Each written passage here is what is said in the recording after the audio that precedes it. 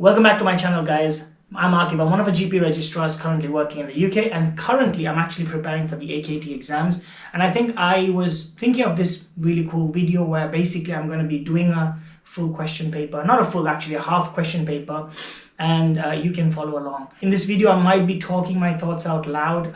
I just thought this is a great video because people who are out there, whether you're a medical student, whether you're currently doing the AKT exams or any kind of exams, you sometimes need study partners, and sometimes you just want to feel like you're doing a paper and a question with somebody. Whether you're doing the AKT exam today or somewhere in the future, I think this is just a great way to kind of feel like you're studying with a study partner, although it's not really like. This video might be long, so stick around, and maybe if you're studying at the moment, have the video in your background. Maybe that'll help you feel like you're not studying by yourself.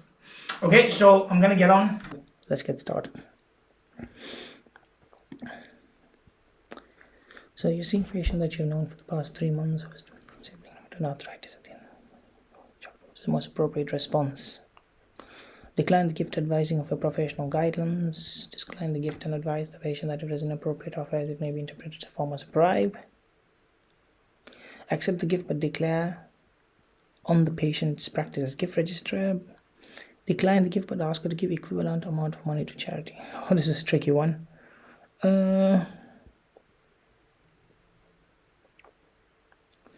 Suppose, will a box of chocolate matter? I don't know. Decline the gift. Decline the gift as accept the gift and thank patient for her kindness.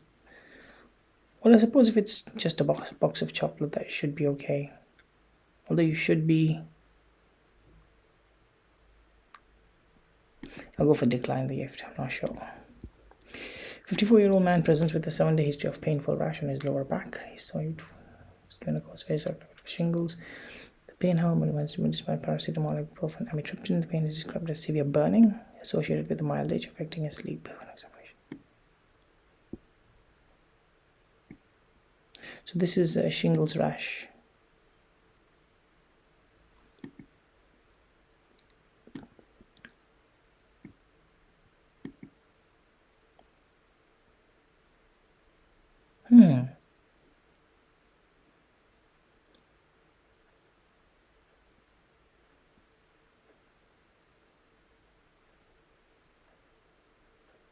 So he's been given everything. Should be given SSRI. Prednisolone. Do you give that? I'm not even sure. It's not chlorpheniramine. Fluclox, no. Prednisolone. Morphine. I think you'd give morphine for this.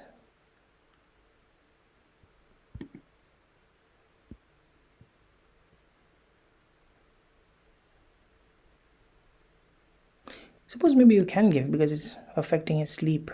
Severe burn is associated with a mild itch. Or do we give an SSRI? Tricky one. 68-year-old woman presents to a GP asking for advice on whether she is allowed to continue driving after reaching early stage dementia. She does not need to inform DVLA. She does not need to take any action until a score. She must inform the DVLA. She must inform, but I think she can be able to drive. Early dementia.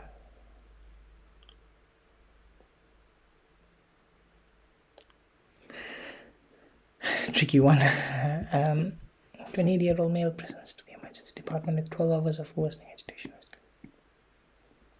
He has hypothermia, tachycardia, muscle rigidity, hyperreflexia. He has possibly depression. Yeah, this looks like possibly hypothermia, tachycardia, muscle rigidity, hyperreflexia, neuroleptic malignant syndrome. You're on the phone with a 56-year-old gentleman who's concerned about his blood pressure control. He's been monitoring his blood pressure at home on a daily basis over the past week.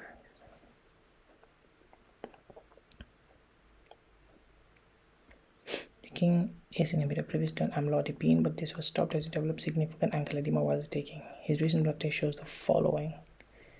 So I think we're going down the route of hypertension. So he's been on, his blood pressure is still quite high, and he's otherwise well, but no chest symptoms, has past medical history of hypertension, and is currently taking an ACE inhibitor.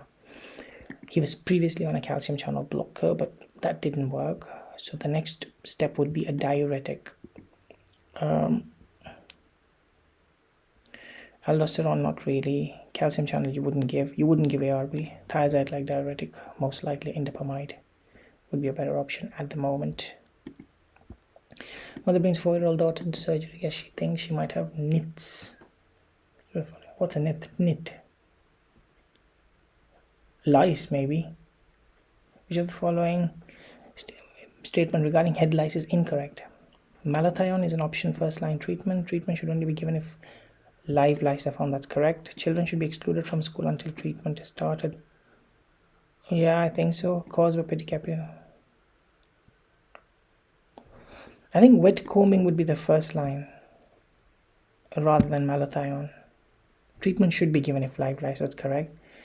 And I think they should be excluded from school. Head lice, head lice, head lice. I don't think head lice is a thing for school exclusion. No. So that's wrong. Miss Adipatin, 24-year-old patient, presents failing tired all the time. She thinks she has gradually happened over a few months. She has no other physical symptoms. Only prescribed medication is a combined oral contraceptive pill. Non-smoker, reports alcohol consumption of a bottle of wine a week. Family history of thyroid, wonders whether she's developing a thyroid problem. Also mentioned, became a vegan a couple of years ago and asked if this could be done. Okay, so clearly this lady's got microcytic anemia. So tired all the time, contraceptive pill, alcohol consumption, and she's a vegan a couple of years ago. MCV, this is a I know it's vitamin B12 deficiency. Macrocytic anemia. That makes sense. Alcohol consumption. Your consumption is a bottle of wine a week. That's not too bad. You're reviewing a 52-year-old male patient who started on 2.5 milligrams of ramipril 2 weeks ago for stage 2 hypertension. He has previously been diagnosed with mild chronic disease 2 years ago. Pulmonary edema previously, and a subsequent echo showed some normal ventricular function. Urine lipids normal. He remains hypertensive today.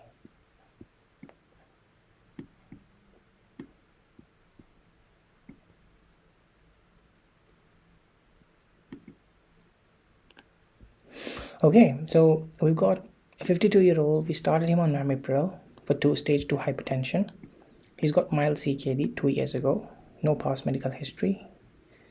You notice some pulmonary edema previously, as subsequent echo showed normal ventricular left function. So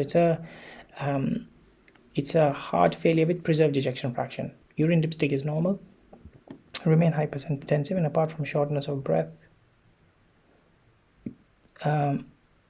he's asymptomatic. His blood test shows EGFR.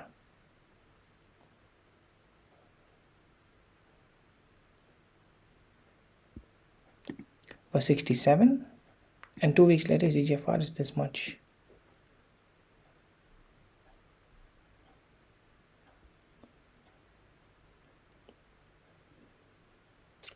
Type 2 diabetes, I don't see why that would be the reason. Why would you suspect that? Probably not. Urine dipstick is normal, so not urological cancer. Urological cancer, I think the answer would be renal artery stenosis. Something to do with the rise in creatinine. Although I can't remember how much it needs to rise. EGFR is okay, but once you start ACE inhibitor, and if there's a rise in creatinine, there's a chance of a renal artery stenosis. I think that's the answer.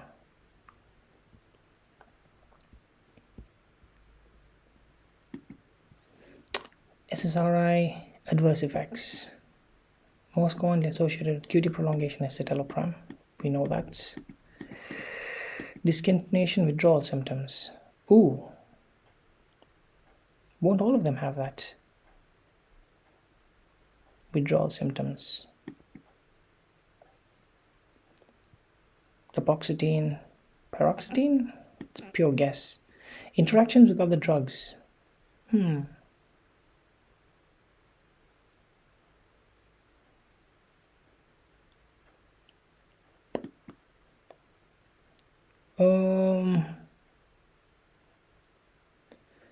Interaction with other drugs. Such a vague question. I'm gonna guess here. Some of them are guesses, isn't it? 36-year-old woman presents for a routine antenatal review. She is now 15 weeks pregnant. Her blood pressure is high, actually. This is confirmed on ABPI. Reviewing notes, opposite blood pressure 4 weeks ago was her urine lipstick shows normal. There is no significant past medical. What is the most likely? It's not normal.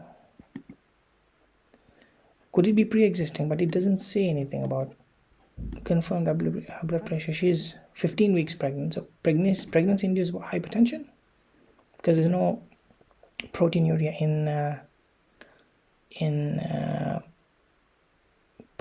this thing, isn't it? So it's not preeclampsia. Probably, yeah. Could it be pre-existing hypertension? Because my question is, she's 15 weeks. Does pregnancy-induced hypertension come after 15 weeks? Or is it before 20 weeks?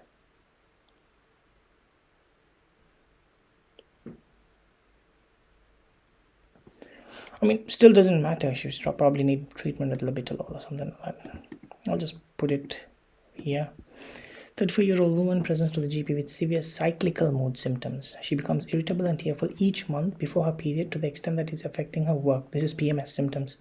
She's otherwise generally fit and well, but she mentions her mother had a blood clot in her leg 40 years ago and she would like to help something to relieve her symptoms. So she's got a history of DVT. I think normally you would want to give a COCP with the 4th generation, but because that doesn't help, I suppose SSRI. How will a Mirena coil help? That's not going to help. And a POP. Does a progesterone only pill help? I'm going to go with an SSRI. I remember somewhere along the lines.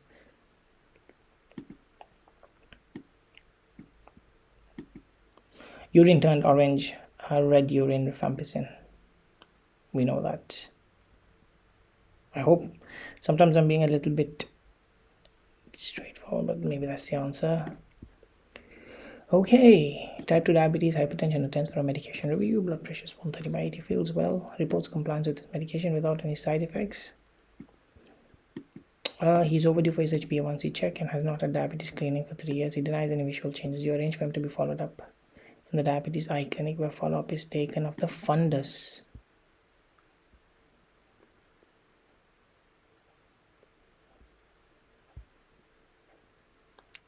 How old is he? 65?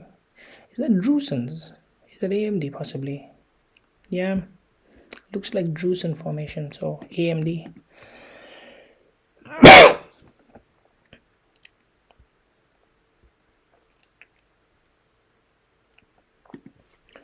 "33-year-old female presents to her GP as she missed her pop pill this morning. She's unsure. She normally takes the pill around 9 to 12.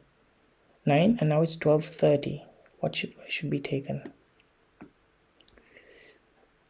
My only problem is there are 2 types of pill now. You've got the desogestrel, the 3 hours. So take the pill as soon as possible, because normally if it's less, she normally takes it. No, it's not.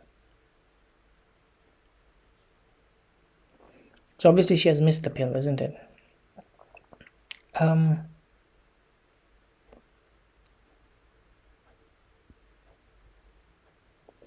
You wouldn't want to do that. Yeah, I mean, since it's only 1 pill, you take it as soon as possible. It's only 1 pill, isn't it? Problem is if there is 2 pills, then it's... So you just take this pill and no further action is needed. Emergency contraception, not necessary.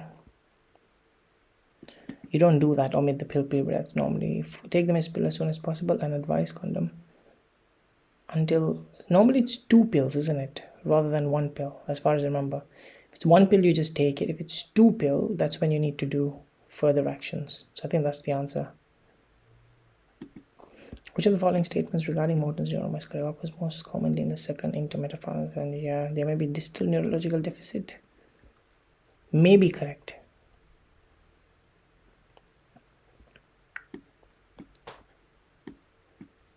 I think this one's correct. Normally it occurs in the second intermetatarsophalangeal space. I think so. 43-year-old lady officer is taking quetiapine for her bipolar. Comes to your surgery having driven herself. Stable over the episodes. No mania depression. Presents today with flight of ideas, pressured speech, and poor way. So she's not very stable, is she? What should you do? Presents today with flight of ideas, pressured speech, and poor sleep. Must stop driving. So it's not very well controlled. Some of these DVLA stuff is so difficult to remember.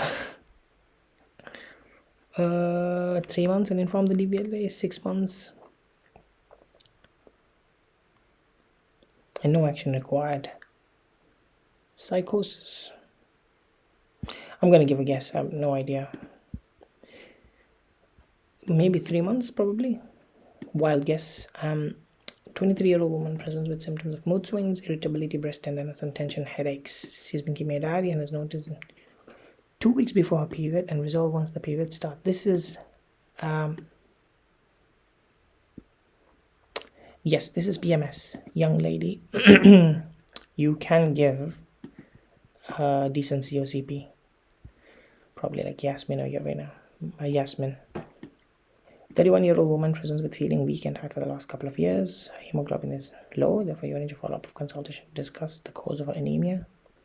Discover she has long history of HIV periods, soaking through clothing and passing clots. She's sexually active in a long-term relationship and has recently negative STI screen. She's not tried any treatment previous for menorrhagia.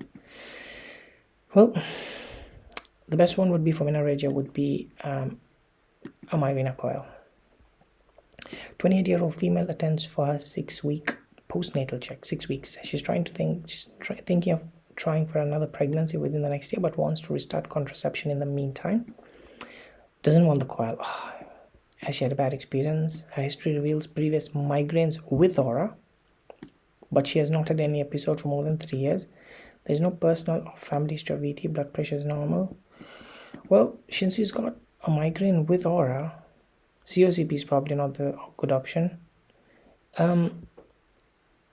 Bit tricky. Why can't she just go for a pop pill?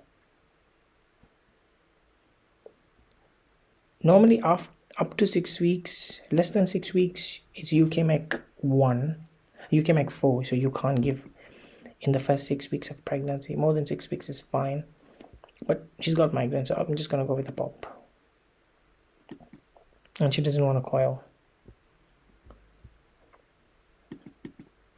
Which of the following statements regarding BNP treatment BNP is true? Effect regarding B is incorrect. Effective treatment for low patient's BNP level acts as a diuretic. Good mark of prognosis with chronic heart failure. Some of these vague questions, so difficult. Hormone produced by, that's possibly true. Is a good mark of prognosis. Is it a mark of prognosis actually?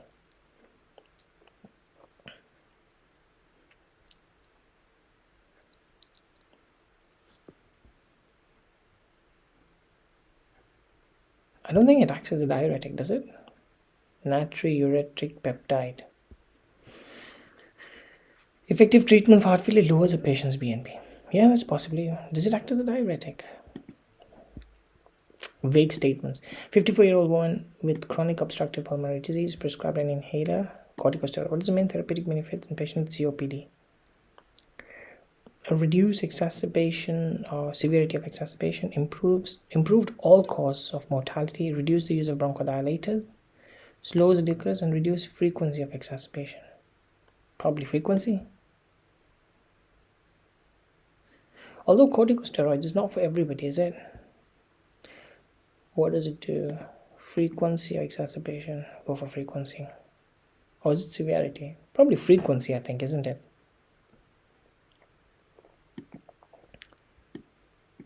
Ankle reflex. I think ankle. Oh, I'm so bad at this. S1, S2. Ankle reflex, ankle jerk is probably something to do with S1, S2. Mark it to see if I got this right. Study of 1,000 patients aims to determine the normal range of a number of parameters in Southeast London population. Okay. It is found in the analysis that there is a strong positive correlation between height and forced. What statistical technique may be used to predict FEV at any given height in this cohort? So we've got 1,000 participants. Aim to determine the normal range for a number of parameters in Southeast London population. So it is found in the analysis that there is a strong positive correlation between height and FEV1. The statistical technique may be used to predict FEV at given height in this cohort. Okay, I'm still quite horrible at statistics. Oh, it is found in the analysis that there is a strong positive correlation between height and forced expiratory volume. So which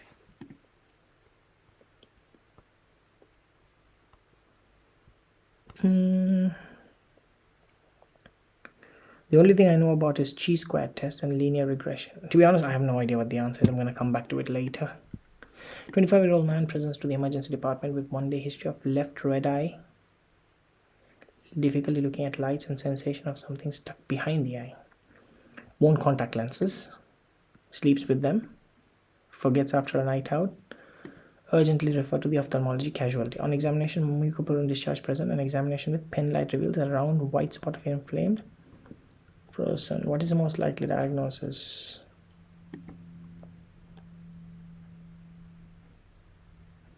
Mucopurulent discharge presents, and an examination with pen light reveals white spot of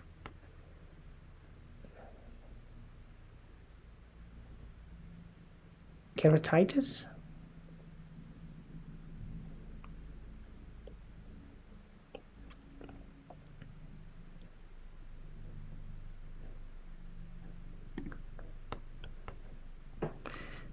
I suppose keratitis.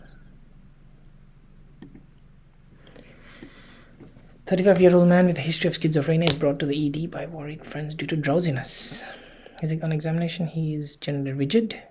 Diagnosis of neuropathy. Each of the following is a feature of neurologic except usually occurs after prolonged treatment, tachycardia, renal failure, neuroleptic malignant syndrome.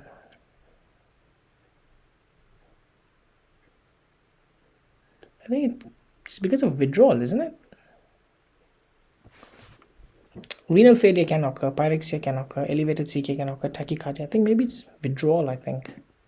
He phoned a nursing home with the results of nail clipping for one of their residents, fungal nail infection with vascular dementia, diabetes, ischemic. Because of the left hallux and second toenail on one foot, you decide topical treatment would be more appropriate than oral to reduce the risk of effects. Amorphine. You advise the nurse they should be applied twice a week and that his nails should be clipped short regularly. What else should you advise about the treatment? Patient should wear socks made of synthetic fiber. Treatment may be needed to continue up to a year. That's correct. Because if it's a nail, fingernails up to 3 months. I think over there it might go up to a year.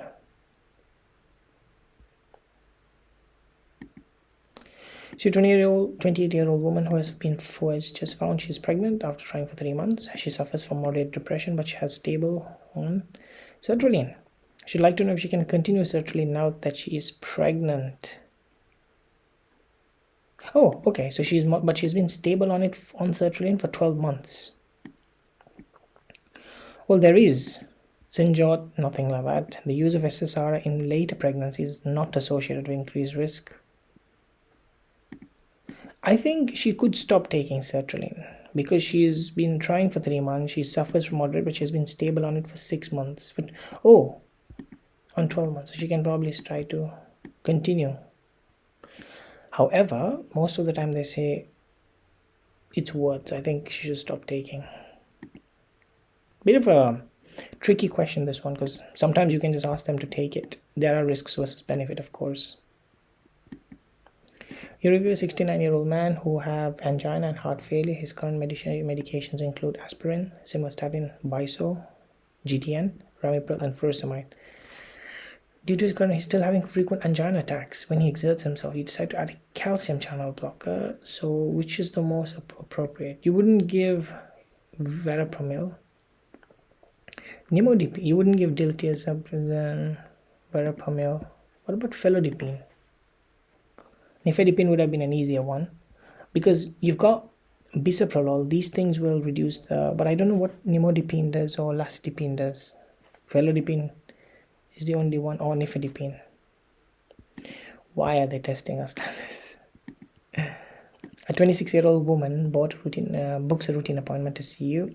She's 20 weeks pregnant. She has long history of acne vulgaris. Prior to her pregnancy, this was well controlled with a topical retinoid and COCP. She stopped using both. Prior to her pregnancy, she has now found her acne has returned. Over-the-counter benzyl peroxide has not improved. Ooh, so she can't have topical benzoyl peroxide plus clindamycin, or no other treatment options are safe. This would be okay, I think, isn't it? Because she can't have the tetracycline. Clarithromycin, erythromycin should be okay, I think. So I think maybe this one, rather than say no other treatment options are safe. Okay, clinical drug has been conducted to test. What's the question? What are the odds of the new drug achieving the target blood pressure? A clinical trial is being tested to test new drug at reducing high blood pressure. It's been compared against amlodipine and existing, which has been used as a control drug.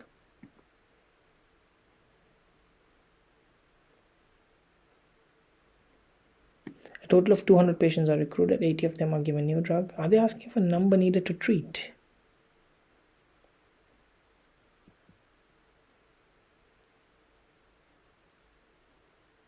Oh god, I can't remember the calculation. That's the thing. Odds of the new drug achieving the target blood pressure.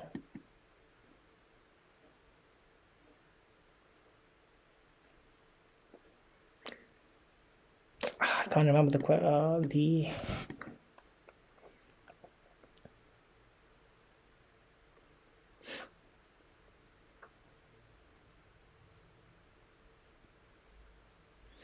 200 patients are recruited. 80 are given the new drug and 120 are given the amlodipine. Out of the 80 who are given the new drug, 60 achieve the target blood pressure, and 20 don't achieve.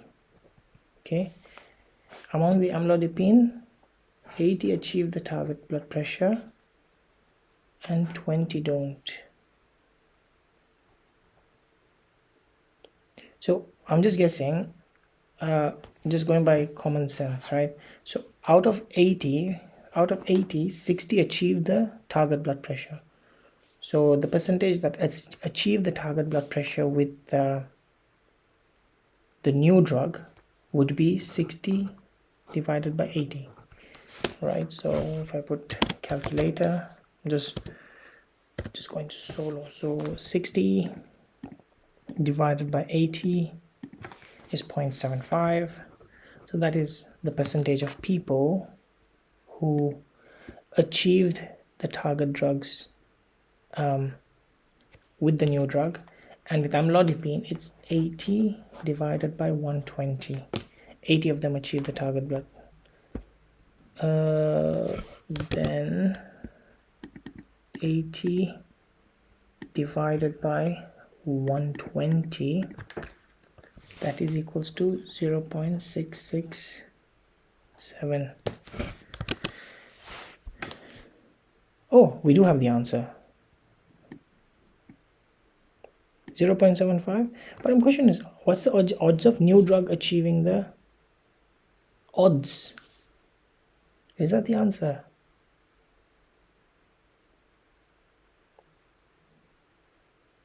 If you say odds, do you not have to compare it with something? Would it be 0.75 divided by 0.0.75?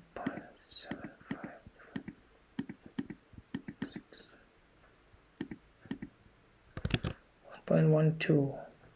Is there anything like that? I'm just literally guessing at the moment. So 6,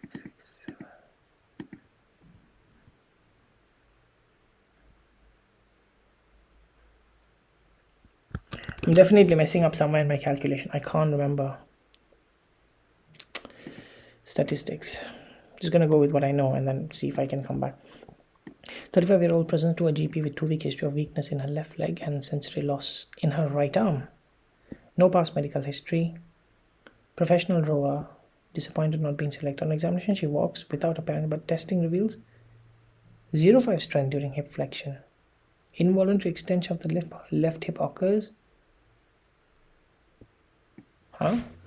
So she's come to the GP, 2-week history of weakness in her left leg and sensory loss in her right arm. She's got no past medical history. She's a professional rower who has recently been disappointed by not being selected for the Olympic team. So she walks without apparent difficulty. So she walks okay, but testing reveals 0.5 strength during hip extension. That's odd.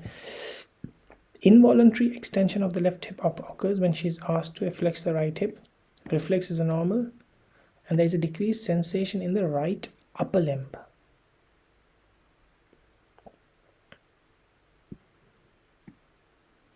Doesn't sound like anything. It's not hypochondriasis. Is she malingering?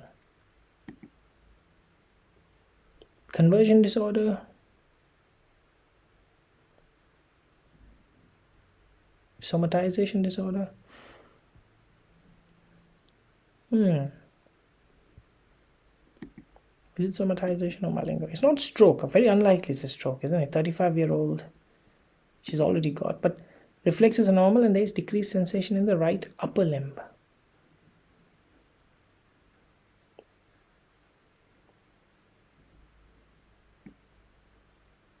Somatization?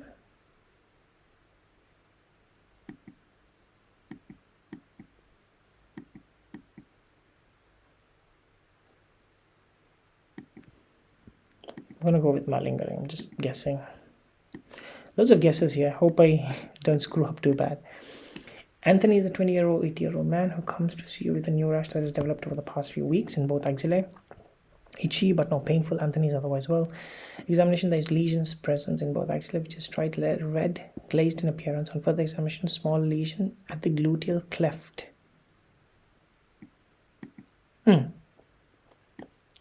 So normally you'd want to give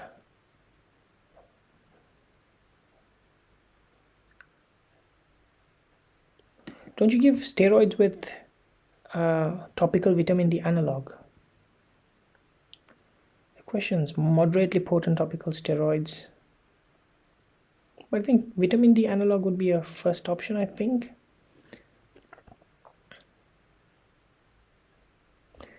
ideally they should have put an answer. Some of these questions are not good. I think better answers. You're discussing a pelvic floor of a 60-year-old who is consistently present with symptoms of stress incontinence.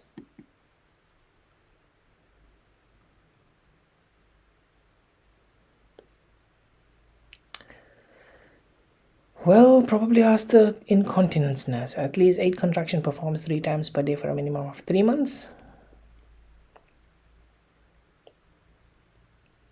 That's a lot, isn't it? Probably not this much, and probably not this one. So it's either this, this, or this.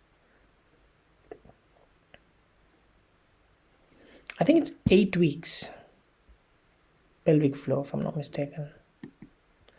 Urea femoral X-ray of 13, which requested, is presented with bony pain in the distal femur, which has been constant. The diagnosis is medullary and cortical bone destruction of the distal house. Medullary and cortical bone destruction. That's a bit odd. Yeah, this will be a quick referral, isn't it?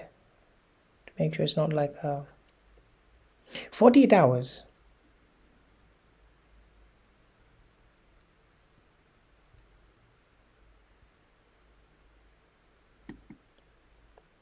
Should have been seen within 48 hours. Well, I suppose the quicker the better. Because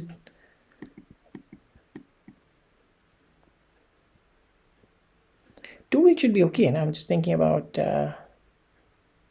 cancer. So for 2 weeks, 2-week wait should be okay. 32-year-old woman with the past history of depression presents 3-month postpartum with low mode anergia, anhedonia, anhedonia for past. She's exclusively breastfeeding.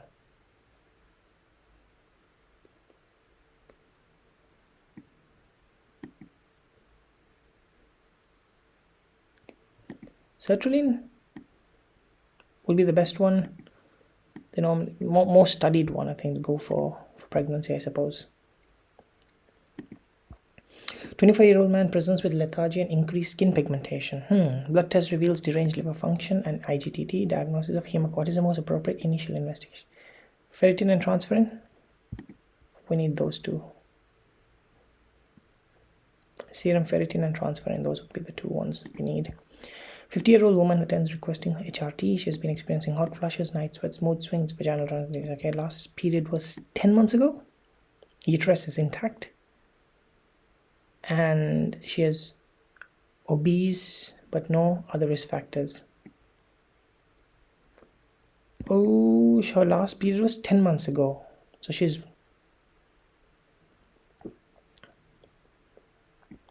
So, obviously she needs both transdermal cyclical regime,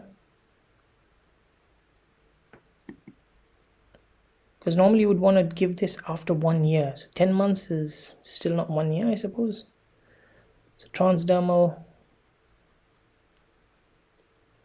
would be the best, safest, most safest are transdermal. I suppose continuous combined I would have given if it's postmenopausal fully. Yeah. 56-year-old man with obesity and hypertension returns from sleep clinic with a diagnosis of obstructive sleep. During assessment, he was found to have 12 hyperapnea episodes, putting him in the mild category according to the apnea. Along his side, his Epworth score is 12, suggesting an ongoing mild excessive daytime sleepiness. He's a Group 1 driver.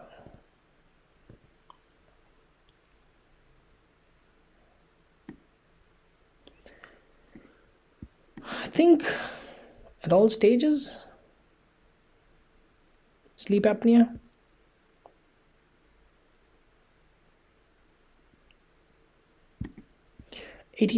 Some of these DVLA questions are tricky. 80-year-old man presents with recurrent episodes of hallucinations. He describes often seeing his face is smaller than normal objects. He finds this episode distressing, although he says he knows they're not real. His past medical history includes macular degeneration and episodes of depression 20 years ago following the death of his wife. Unremarkable. So, recurrent episodes of hallucination, describes seeing faces smaller than normal. He finds these episodes, although he knows that they're not real. This is Charles Bonnet. Yep. Where you see hallucinations and then they know it's not there and it's something to do with the eye. Yes. Which one of the following is less common in women who take COCP?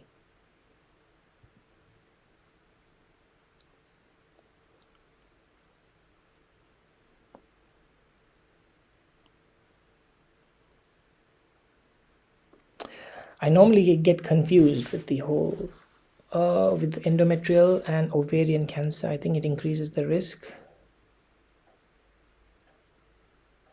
No, I think it protects again endometrial and ovarian cancer, increase the risk of breast and cervical cancer. So endometrial cancer, so if it's protective. I need to find a way to remember this. I always get confused, but I think it's endometrial cancer, I think. Okay. I think it's COCP protects on endometrial cancer and ovarian cancer protections. And I think it increases the risk of breast and cervical cancer. 52-year-old man recently being diagnosed with hypertension is reviewed. He describes having some recent polydipsia of polyuria as part of his initiative. What is the lowest HbA1c value that would indicate a diagnosis of diabetes mellitus? The lowest, 49, I suppose. Weird question. 42-year-old man is reviewed in clinic after recently having some bloods taken. He requested screening for heart disease as his father died of MI 52 years ago. Today his blood pressure is 130/84. He is a non-smoker. He requested screening for heart disease as his father died of MI 50 years ago. Blood pressure is normal. BMI is 26 and non-smoker. Recent blood tests. Ooh, he's got high total cholesterol and high LDL. He needs to go to lipid clinic, specialist lipid clinic.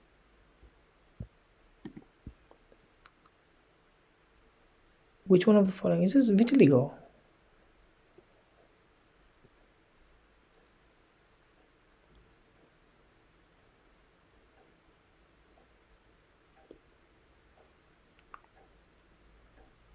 Ketoconazole, phototherapy, topical. I think this is vitiligo, isn't it? Is it a fungal infection? Vitiligo. No history at all. Sunblock, topical tacrolimus, phototherapy,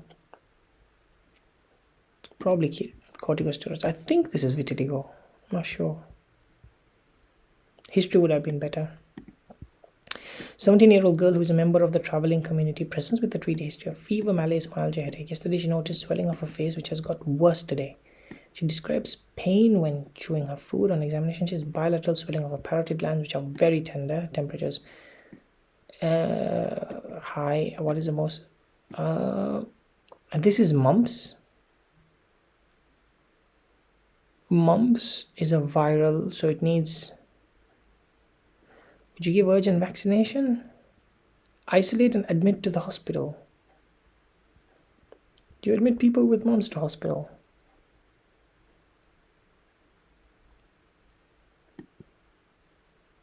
Why?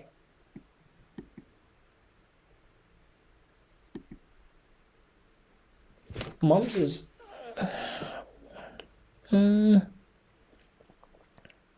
oral steroids, urgent vaccination, isolate and admit.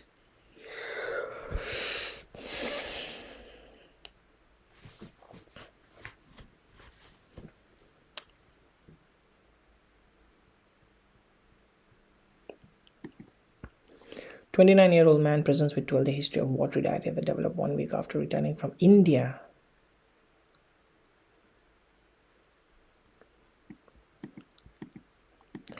God, yes, is Campylobacter or Salmonella? Probably Salmonella. Shigella is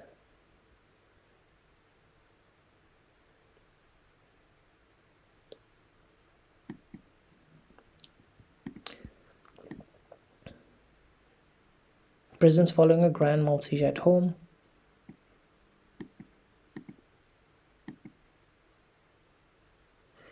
Dexamethasone.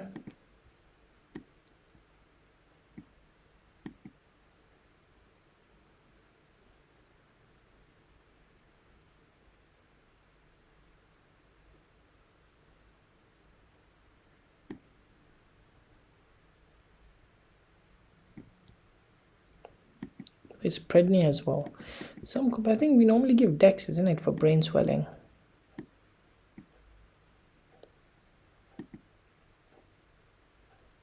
Umbilical hernia is a wait and watch, not a problem. 42-year-old man, Africa diagnosis, hypertension, secondary causes have been excluded. What's the most appropriate? So, more than 55, or calcium channel blocker.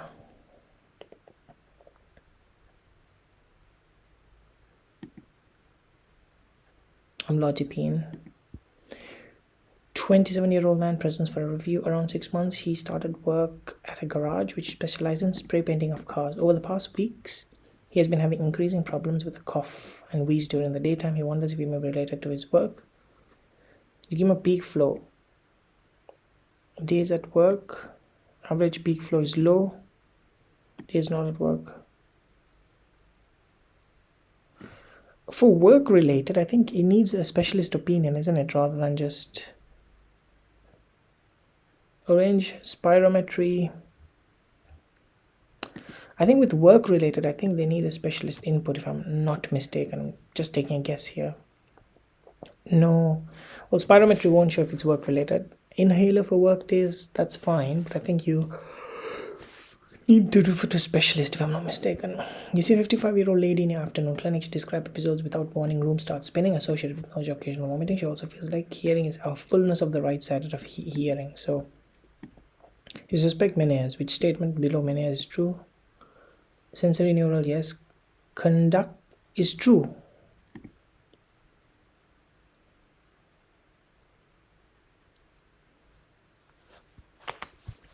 Oh, okay. Which of the following is true? Ooh, so it's not conductive. You have tinnitus, vertigo, and hearing loss. I think it's sensory neural rather than. You do have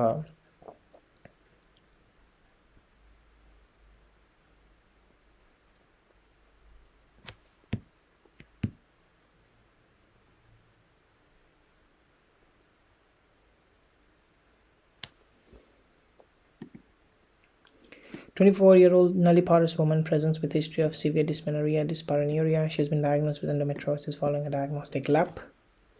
Menstrual cycle is regular, occurring every 28 days. Although her menses are light, they are accompanied by significant pain and cyclical painful bowel movements.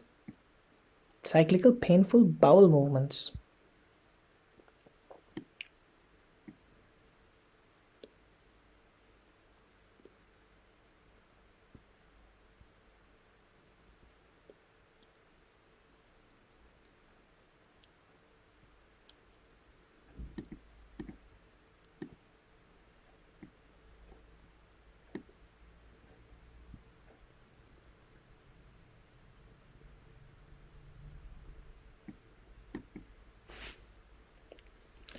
I wouldn't do that. 3-month history of paracetamol. Well, she's probably tried that. Copper IUD. That's not the management. 3 months of cocodamol plus COCP. That is a possibility to try. But she's having cyclical pain and significant cyclical pain and painful bowel movements.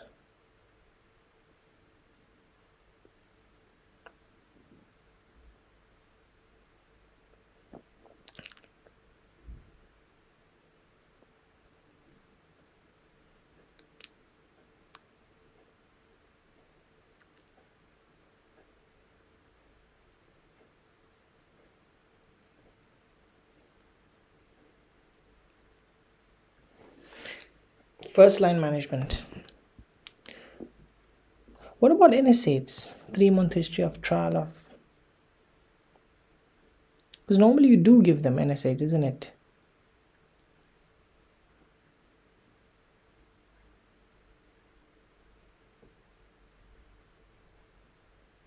You wouldn't give copper.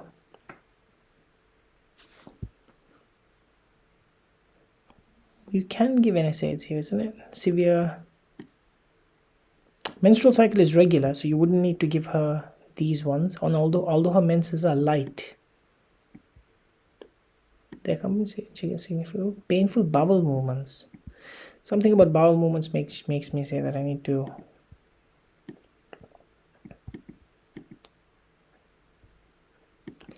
Tricky one, this one. Can we not give this one then? So these two won't work. This one, it's either this or this. Refer back to gynae. But they're saying first line. Let's go for this one. 32-year-old presents with GP with a 6-month history of muscle cramps. Describes the pain cramps as painful and unrelieved by adequate hydration. There is no focal neurology. Heart rate is normal. Blood pressure is high. Hypertension with hypokalemia is cons. You need to check for renin aldosterone. You'll have high aldosterone and low renin.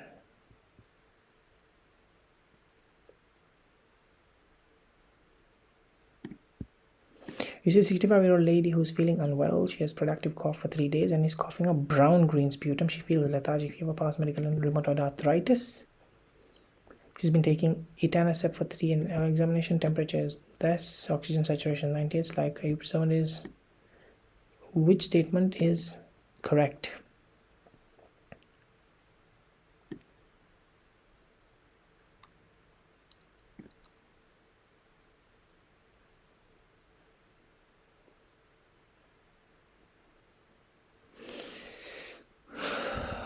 Does she need to stop? Etanercept.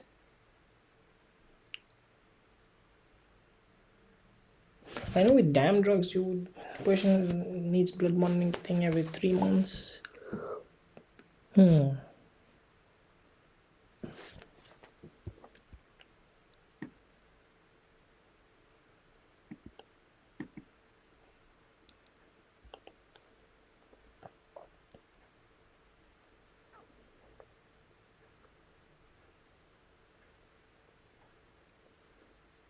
Would you stop it though?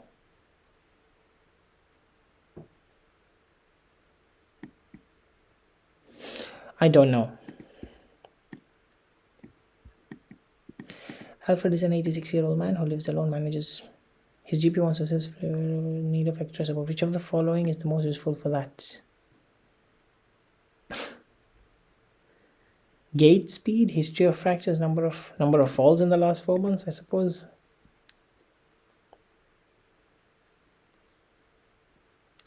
Weight, number of medical problems, history of fractures, gait speed. 16 weeks pregnant, pain while passing urine, irritation rash. Has a tender red vesicular rash on her vulva, urine depicts both blood and white cells. What's the best treatment? Ooh. Is that shingles?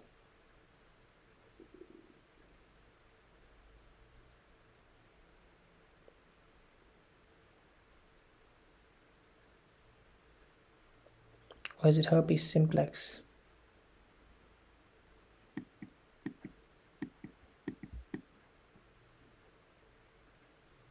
On her vulva.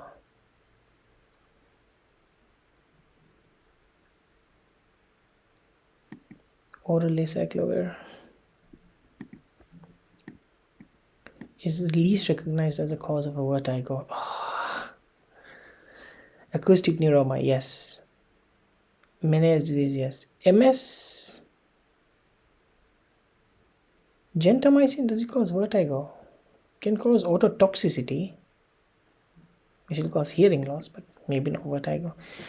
Got some questions are tough. A 71-year-old woman telephones a GP due to suspected shingles. Rash began around 36 hours ago, confined to the T4 dermatome, painful, associated with blistering. The patient has background and current metformin, canagliflozin. Photo confirms the diagnosis. Protects her from developing post-hepatic neuralgia. Antiviral treatment. 79-year-old man presents to GP with history of lower back pain, right hip pain.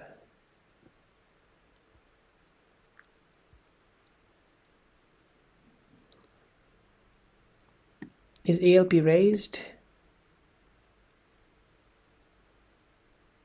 And suppose calcium is normal. What's the normal level of calcium? It's normal, I suppose, isn't it? But ALP is raised. ALP is not normal in osteoporosis and these things. Paget's disease of the bone? Because I know Paget's will have raised ALP.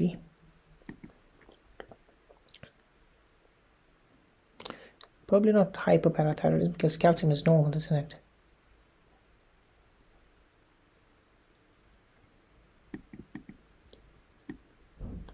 Which one of the following is a side effect is not recognized in patient taking sodium valproate?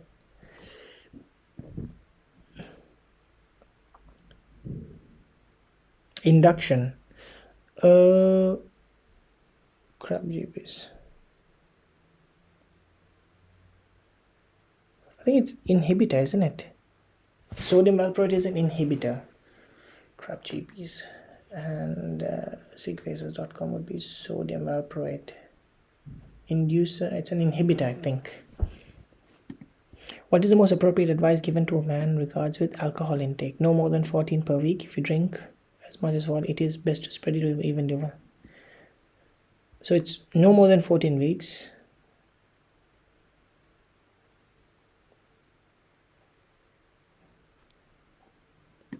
Normal. I should be okay, I guess.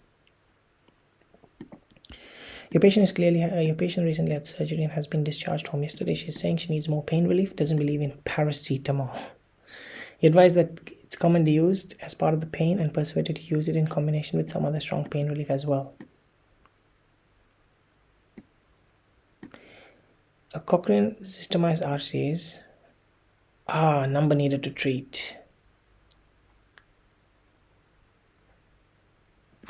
Okay, so number need to treat is 1 divided by absolute risk ratio, which is equals to CER minus EER. Yeah.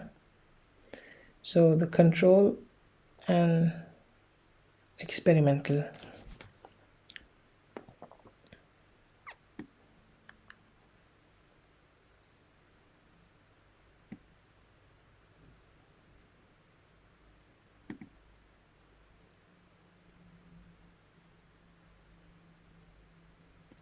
So I think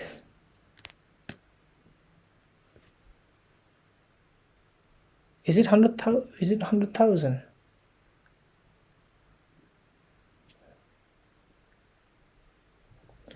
I think I'm there. So I think the control would be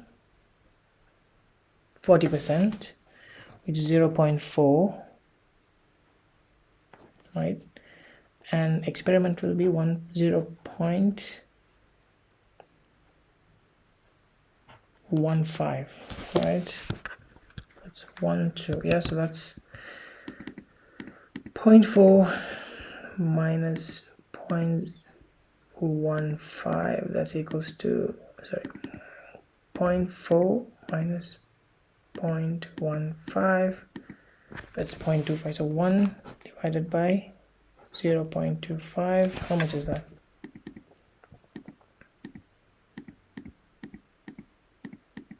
4.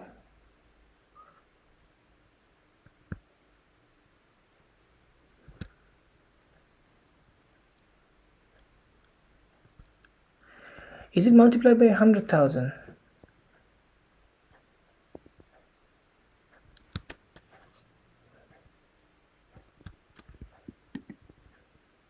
I've got the answer, I think, but I think is it the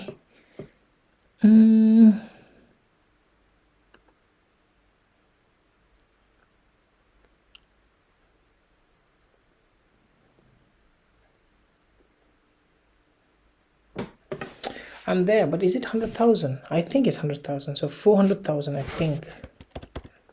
4 into 100,000 would be 400,000. 1, 2, 3.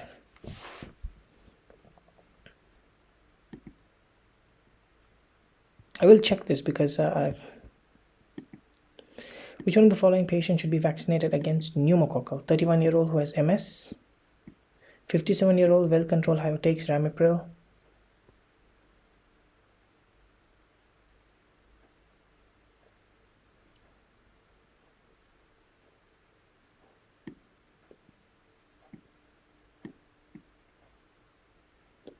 well, in adults they give a one-off pneumococcal at 65, so I'm guessing this one. One-off pneumococcal at 65, and then they give shingles at 70, so I think that's probably the one.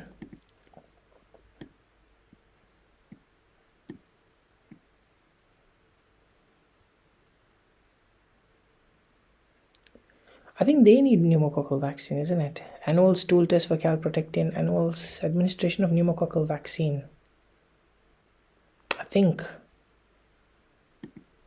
Which one of the following features is more common in Crohn's? Bloody diarrhea is more in ulcerative colitis. Fecal incontinence. Abdominal pain in the left lower quadrant. Abdominal mass. Tenesmus, also probably UC. Fecal incontinence. Abdominal pain in the left lower quadrant. Abdominal mass palpable in the right iliac fossa. That's a possibility, because UC is normally in the large bowel, although you can get backwash ileitis, but tenesmus is more there. Bloody diarrhea would be ulcerative. Fecal incontinence can be a UC. I think this is the one. 72-year-old man presents with lethargy and palpitations for the past 4 or 5 days. On examination, pulse rate is 123, irregular. Blood pressure is 128. Chest texture, ECG confirmed. What is the most appropriate drug to control his heart rate? Give a beta blocker.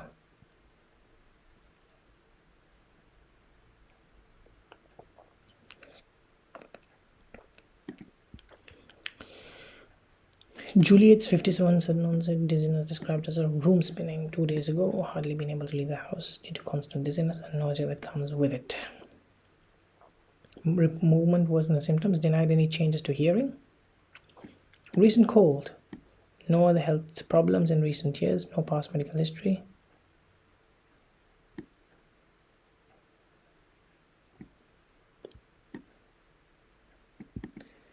Yep, she can take beta histidine is for prevention. 1 week trial and continue if beneficial, I think. Prochlorperazine.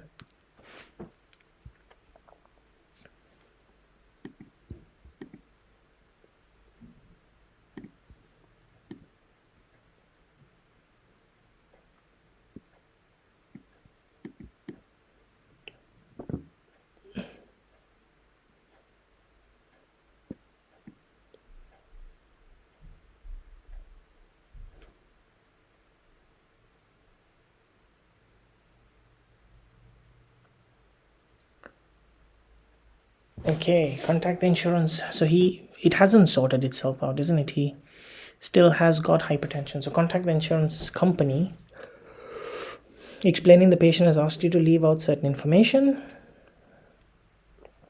Well, I can't do that because that's ignore his request and include relating to his previous diagnosis.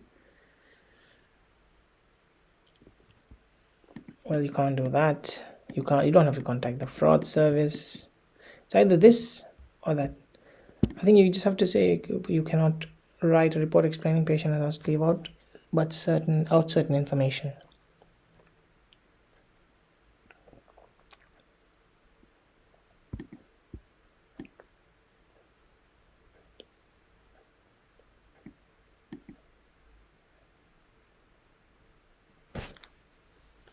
Oh, okay. When can you not give Orlistat?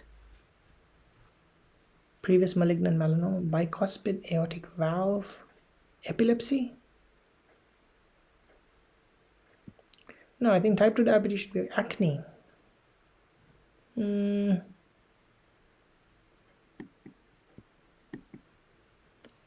Epilepsy. Previous malignant melanoma, bicuspid aortic valve, type 2. I'm gonna go with epilepsy, just a guess again. Mother brings 3-year-old son to your GP surgery. She has noted that she has been itching in his face, particularly around his mouth, and that he has developed some spots and scabs in the area. Patient does not appear systemically unwell. The child has atopic eczema. While on examination, pustules and vesicles surrounding the mouth and nose, honey-colored plaques. You diagnose impetigo, prescribe topical fusidic acid. Impetigo, it's 48 hours. Yeah, impetigo, 48 hours after prescribing. 24 is just one, and I think that is whooping cough, but the rest is all only for school exclusion. Is only whooping cough, but the others should be fine. He can't return yet, not 24 hours. 4 days, not really. So I think this is the right answer. 48 hours before returning to daycare. Least associated with OCD. Tourette's, anorexia nervosa, schizophrenia, depression. Wilson's. Will Wilson's be? Probably not Wilson's, I guess. Copper metabolism. See, 40-year-old male present with vertigo and after his upper respiratory tract infection has vertigo and reports.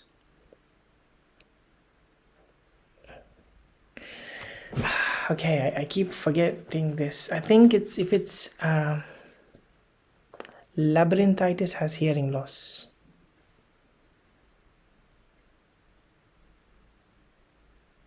It's hearing loss. The answer is hearing loss. Oh, either way, the answer is hearing loss. Yeah, because one has hearing loss, the other one doesn't.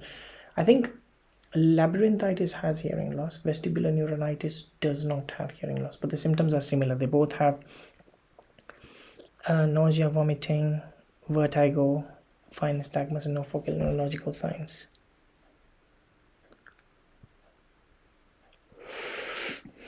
You're reviewing 72-year-old patient with new diagnosis of AFib. Apart from hypertension, which is well controlled on ramipril, she has no other significant medical history. We discussed the risk of stroke with this condition. Okay. What's the chest do? Let's go.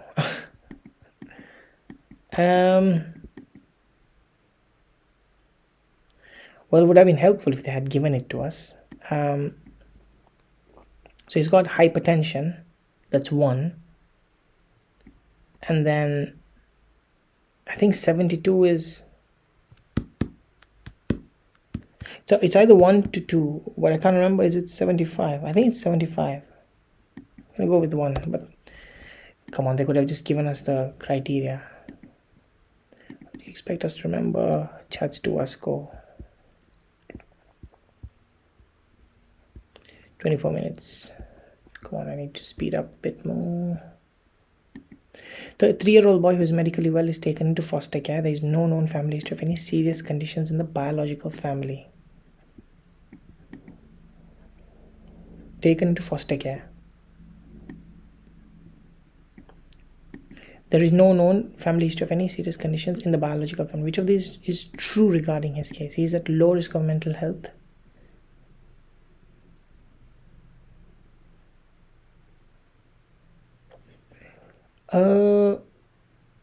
Children in care, they require yearly medical examination. Is it 6 monthly? I think it's yearly. 68-year-old woman is assessed in the breast clinic after having an abnormal mammogram. A small fixed lump. What is the most common type of breast cancer? Invasive ductal carcinoma.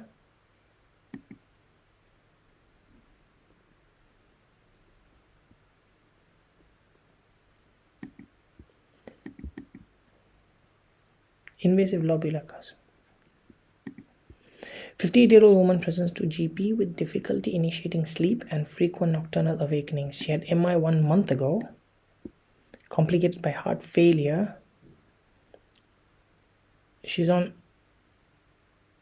lisinopril, carvedilol, furosemide, amlodipine, aspirin, clopidogrel, and statin. Despite stabilization of a cardiac, she now reports new symptoms of persistent sleep disturbance and multiple awakening towards the night. Sleep issues. Amlodipine, statin, beta blocker. No, carvedilol is, isn't it a beta blocker? Nebivolol, carvedilol, and ACE inhibitor. Furosemide. Very specific questions. 48-year-old smoker who was diagnosed with COPD 10 years ago is experiencing shortness of breath and productive cough with purulent sputum.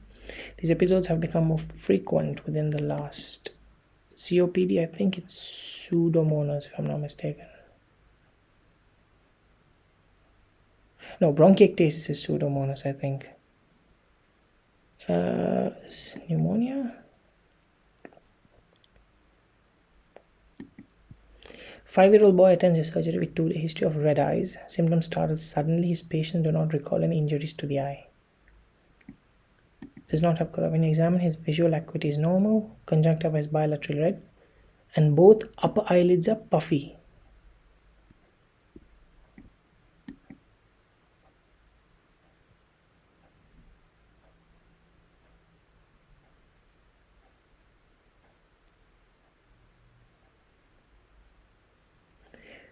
Prescribe chloramphenicol ointment, fusidic acid ointment, acyclovir should improve.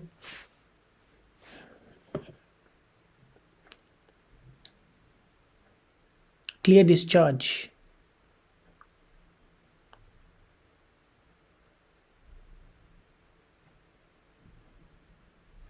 You suspect he has acute infective conjunctivitis. Okay, then give him some chloramphenicol eye drops.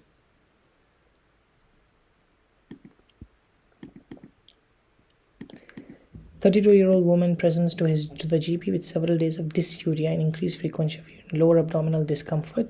She thinks this is another UTI. She has sexual intercourse a day before symptoms started. Her past medical includes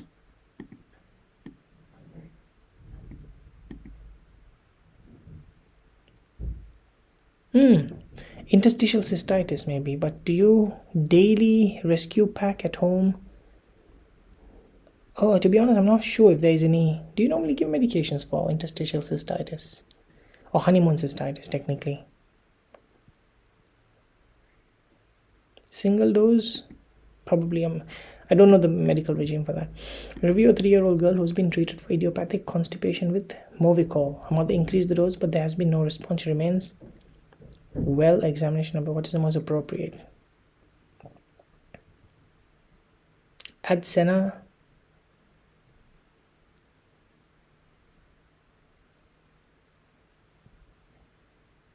Add lactulose.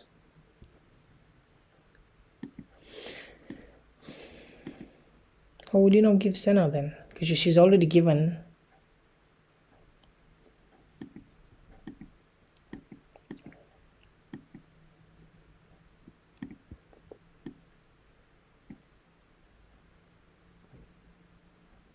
Seven cranial nerve.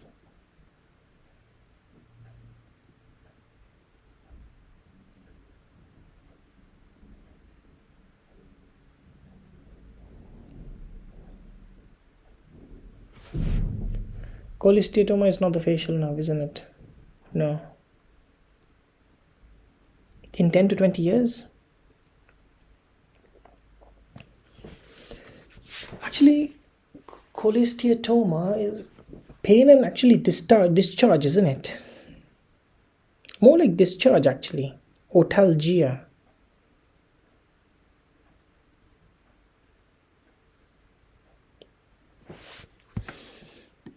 Possible. The remaining, I think, doesn't need chemotherapy now.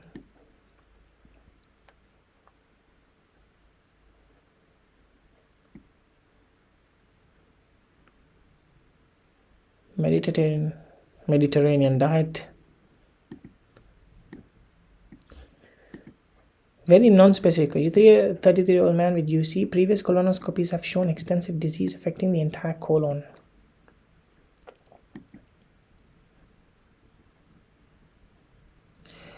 You see a UC, previous colonoscopy have shown extensive disease affecting the entire colon. Presence with 3-day history of passing stool, around 5 bloody stools per day. On examination, heart rate is 82. What is the most appropriate management? First of all, he needs to go to the hospital. Rectal mesalazine and oral sulfus. He's having bloody diarrhea, so... Or does he not need prednisolone, actually? It's not a good question. Neuropathic pain character response. However, if standard have failed, which is the more appropriate? Tramadol, morphine, codeine, oxycodone.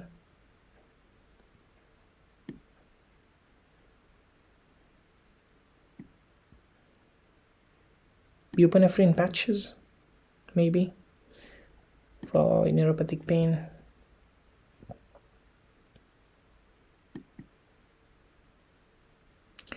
Oh, this is definitely not a GP question.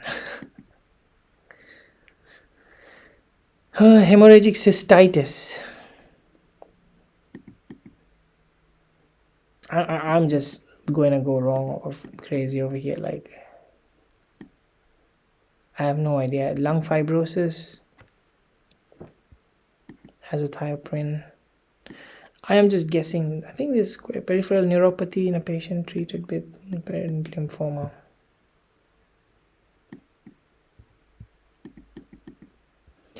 Samantha is a 30-year-old African and a variety of symptoms. She mentioned over the past few months that she's felt intermittently feverish, fatigue, and noticed some unintentional weight loss alongside general muscle aches and pain. She was taking no medication.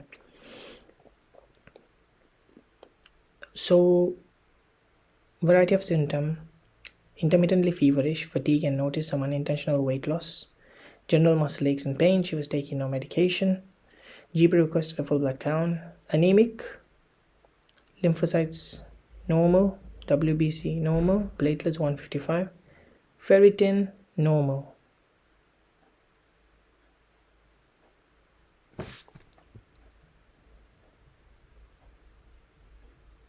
Anti-DS DNA. That's the best test. ANA would be screening. Anti-DS DNA. Very specific test.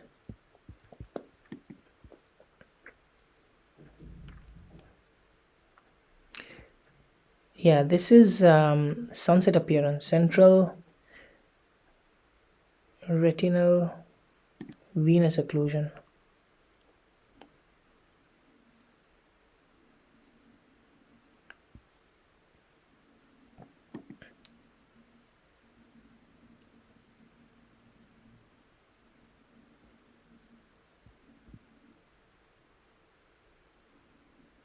Gingival hyperplasia.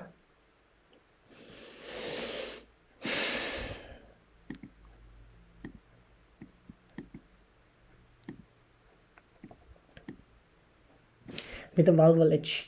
On reviewing the notes, you see this has been present for several months. On examination, you notice a raised skin lesion. Presence with a valval itch. In review, you notice, see, this has been present for several months. You notice a raised skin lesion on the vulva.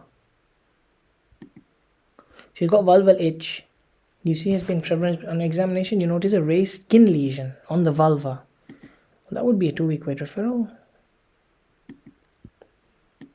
Skin lesions on the vulva, like 65-year-old female presents with recent history of fatigue, itching, and yellowing of her skin. She has not noticed any rashes. She was not feverish. She has known background of type 2 diabetes, hypertension, rheumatoid, and diabetes. All of which. Scleroicterus. So she's got fatigue, itching, and yellowing of her skin. She's not had any rashes. Background of type 2 diabetes, hypertension, rheumatoid arthritis, and diverticulosis. A clear chest, soft non-tender abdomen, and no evidence. Which most likely cause? Basically, she's jaundiced, is that right? She's got fatigue and she's got jaundice. Which medications can cause jaundice?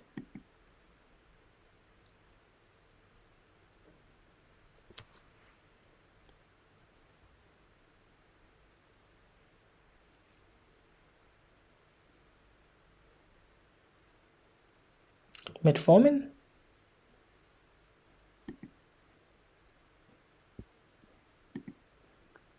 Can affect the liver, can it?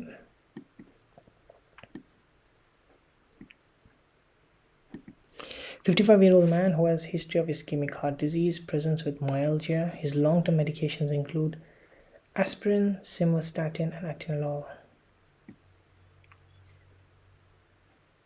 Ooh, it's great. His problems seem to have followed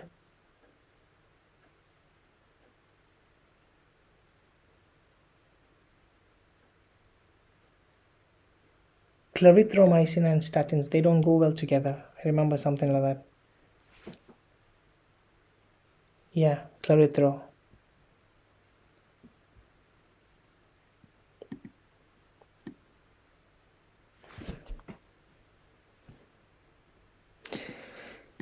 He brings his blah blah blah. The father brings 5-year-old daughter. Is being treated for meningococcal meningitis. He has been asked to come so that she may be prescribed rifampicin. I thought ciprofloxacin was the first one. The recommended dose for children is 10 mg per kg every 12 hours for 2 days. Rifampicin syrup is available in concentration. What is the volume should be given per dose? Okay, so what's the dose? It's the recommended doses per dose, right? So she is 10 mg per kg, so she needs 220 milligrams, and we need to have it in milliliters, right? So if 100 is equals to 5 ml, then 220 is equals to x, which is equals to 220 multiplied by 5 and divided by 100. 11 ml.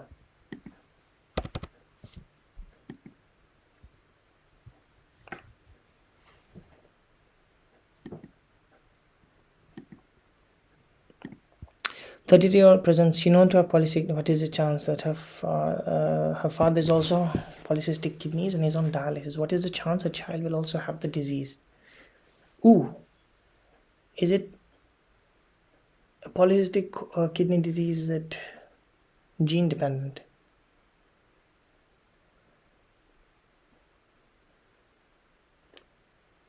Is it recessive or?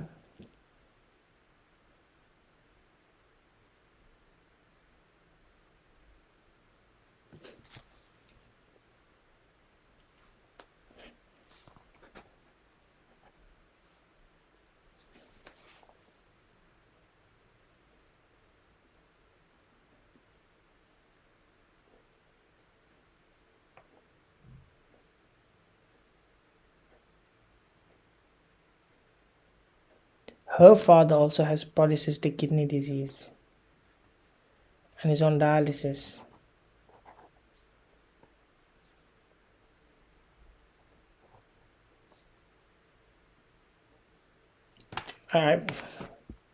Is it 50% or 0%? I think 0. But if she gets married to somebody normal, if it's not recessive,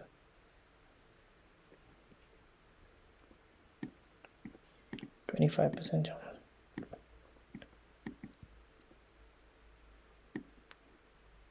Pouting of mouth is tardive dyskinesia.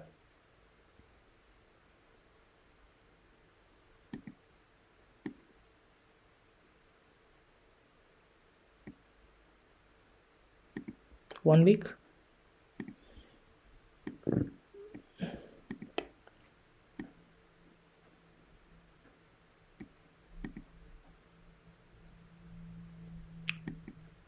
Life-threatening asthma.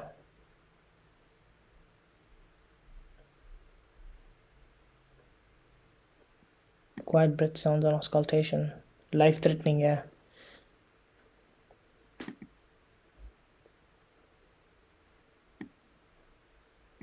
I need to have a look at these schedules again. I'm really not sure about these schedule drugs. Must be recorded in a register. Okay, let's quickly review some of the questions that we're going to finish and then...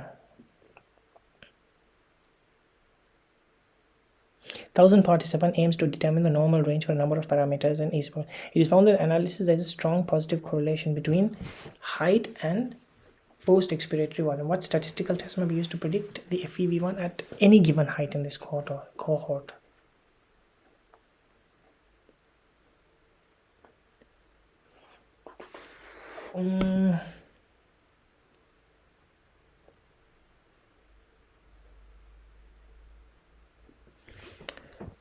If a chi-square test, I'm just gonna put a guess here. This is the only one that I know, so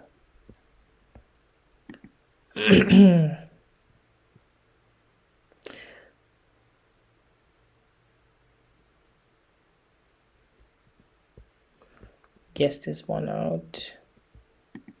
Yeah, this I'm sure, but I think, is this the answer? Because I think number needed to treat is in 100,000s, if I'm not mistaken. One.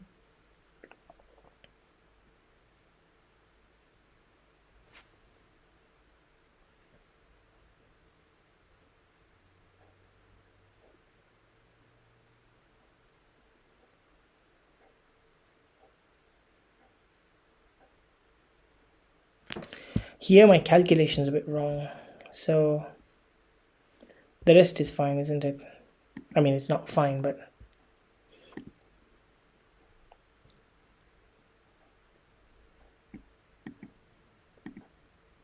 associated with mild itch. Chlorpheniramine, let's try with that. Okay, So I guess my camera is switched off at the moment, so I'll have to continue with this. Anyways, I'm gonna just finish it and see what I got. 60%. Actually, that's not bad at all. This was a very tough paper, to be honest, and I think I'm quite happy that I've got 60%. Would have loved to get more, but that's it. Anyways, I'm gonna close this video. This was just for me to kind of go through the questions, just to kind of have a feel of, you know, doing a paper by myself. And I think yes, and just to kind of see how much I'm scoring at the moment. This paper, I think, was a difficult paper. I think loads of the questions in this paper were a lot outside GP curriculum, I think, and I sometimes do a very difficult question, and if I score 60% in this, that'll definitely help me with scoring better, because apparently the GP paper is slightly easier. Anyways, see you guys in the next video. Thanks for watching.